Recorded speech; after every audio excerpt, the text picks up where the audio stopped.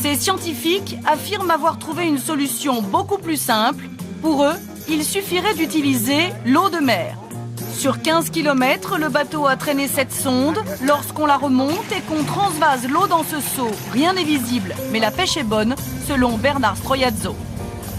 On a du mal à croire, Bernard, que là-dedans, c'est le pétrole du futur. Oui, parce que là, c'est pas encore le pétrole. À haute concentration, oui, ce sera le pétrole du futur. Tout part d'ici. Hein. Ce qu'on veut vous montrer là, c'est que tout part de là. Ça paraît insensé. C'est ça le secret de la technologie. Ça paraît insensé que de cette eau un peu trouble, on va sortir un pétrole, comme vous le verrez, comme je vous le montrerai tout à l'heure. Et de l'eau que vous avez vue, voilà ce qu'il arrive à faire. Petite démonstration. Tiene dos, si. Vous avez deux phases de biopétrole, un lourd et un léger. Ça, c'est un lourd. Et vous avez un plus léger. Tous les jours, les océans produisent l'équivalent de 10 à 15 fois la production mondiale de pétrole. Mais vous allez vider les océans? Pour obtenir ça, impossible. C'est là où interviennent nos technologies. Et c'est à Alicante, en Espagne, que ce miracle se produit tous les jours. L'eau de cette station balnéaire réputée a désormais d'autres vertus. Cette villa cossue, surveillée 24 heures sur 24, c'est celle de Bernard Stroiazzo. Et cet homme est en passe de devenir un danger pour les grands groupes pétroliers. Ça, c'est à vous? Hein? Oui, c'est à moi et à ma famille. Ce Français, ancien ingénieur, vit ici avec sa famille depuis 15 ans. Mais il y a 3 ans, il lit par hasard dans la presse scientifique un article qui va changer sa vie. Un article sur les énergies alternatives à l'origine de sa nouvelle entreprise, BFS. Tout a démarré d'ici. Voilà, c'est un document que j'ai trouvé dans les années 2005 sur un professeur italien qui avait, lui, découvert donc comment l'énergie viendrait du soleil et serait transformée en énergie chimique.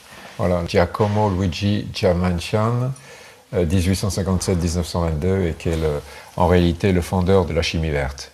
L'idée principale est partie de là, d'utiliser en réalité la photosynthèse pour faire de l'énergie chimique. Une technologie inédite à base de microalgues marines.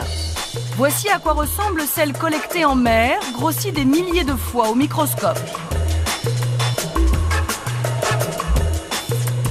Des micro-organismes vieux comme le monde qui feront peut-être rouler vos voitures demain. Mais pour devenir du pétrole, ces microalgues sont d'abord concentrées par millions dans ces tubes de verre appelés réacteurs, un savoir-faire breveté par l'entreprise de Bernard Stroiazzo, un secret jalousement gardé. Donc vous voyez ici, le principe, c'est d'accélérer la croissance des algues d'une façon très très rapide pour en faire des concentrations très élevées. Concentrations qui sont l'équivalent de ce qu'il y avait il y a des millions d'années pour la formation du pétrole. Ce qu'il faut, c'est du CO2, de l'énergie solaire, de l'eau et des algues. Et après, ça donne ce produit-là, qui est un produit d'extraction. C'est quoi ça? Ça, c'est une biomasse, ce sont des algues concentrées. Le pétrole que vous utilisez dans votre voiture actuellement a la même origine. La seule différence, c'est qu'un s'est fait à travers une durée de millions d'années et un autre s'est fait dans la durée de 48 heures ou 72 heures. Bernard Stroiazzo nous invite dans ses bureaux en bord de mer pour nous détailler le procédé. Pascal l'a rejoint il y a 1 an. Auparavant, il élevait des poissons. Aujourd'hui, ce sont des algues qu'il élève. Alors là, vous avez les échantillons du produit qui va sortir en bas. Ça, c'est le résultat, en fin de compte, de notre travail. Et on obtient, premièrement, ce qu'on appelle, nous, la biomasse. C'est vraiment la pâte. Hein. Ensuite, la deuxième partie, c'est un séchage, où on obtient, justement, cette forme. C'est un charbon, ok. Et donc, ça, c'est la partie sèche. À partir de là, on peut lui donner plusieurs destins. On peut la mettre sous forme de poudre, comme vous le voyez ici. C'est un des traitements qu'on peut lui faire. Ou alors aller vers des extractions qui nous permettent de retirer ou d'extraire ce qu'on appelle les biopétroles ou les biocarburants en général. Un pétrole à base d'algues marines, est-ce que ça marche? Nous avons posé la question.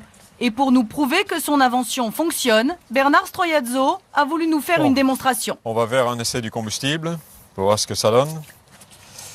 Ça, ce sont des algues que vous avez dans la mer, là. Il y en a des millions de mètres cubes.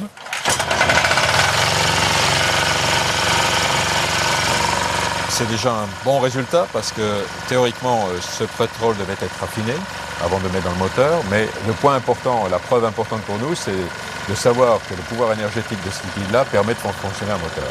Donc il y a très peu de choses maintenant pour terminer le processus.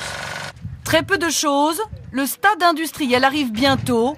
Une première usine de production ouvrira ici l'an prochain. En attendant, Bernard reçoit des investisseurs.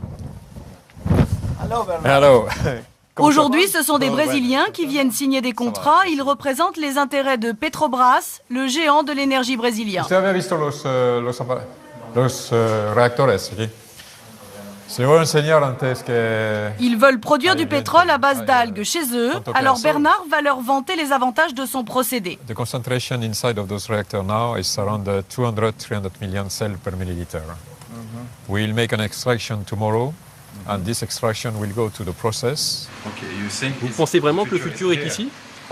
Absolument. Pour nous, c'est la seule solution pour remplacer le pétrole. Les algues grandissent très vite et les algues, c'est la base de la biomasse. Et avec la biomasse, vous pouvez tout produire. Vous pouvez produire tout ce que vous voulez, du plastique, de la nourriture ou encore du pétrole. Et les choses sont déjà bien avancées. L'idée de Bernard Stroiazzo devient réalité. Il vient de vendre une usine de production clé en main. Qu'est-ce que c'est que ces photos-là? C'est les futurs terrains là, qui nous proposent pour faire les installations, les premières installations au Brésil. Ça représente combien d'hectares? Ça représente ici 27 hectares. 227 hectares. Et alors, à quand de l'algue verte dans les réservoirs des voitures? À la vente commerciale, mettons 18 mois, 2 ans. C'est-à-dire que dans 18 mois, Oui, voire 2 ans, oui, on aura du carburant vert Oui. à base de phytoplancton Oui. dans les réservoirs des voitures Voilà. de Monsieur Tout-le-Monde. voilà. Vous aurez ce produit-là dans le réservoir de Monsieur Tout-le-Monde. Bon, dépend également des accords qu'on prendra avec les circuits de distribution, mais c'est possible. À 2 ans, on commencera déjà à vendre le produit pour mettre dans vos voitures.